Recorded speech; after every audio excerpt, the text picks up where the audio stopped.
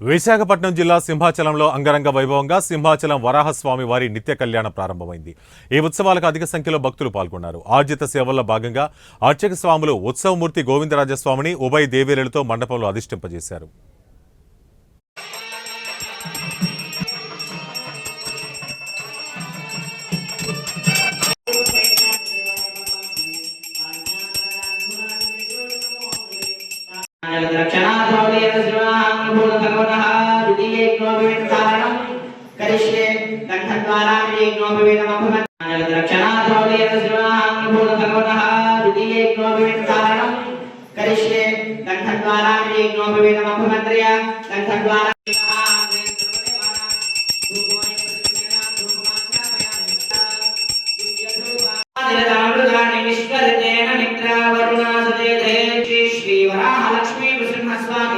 కళ్యాణ మహోత్సవనందు ఈనాటి కళ్యాణ ఉభయదాతలు సమర్పించిన మధువర్గాలు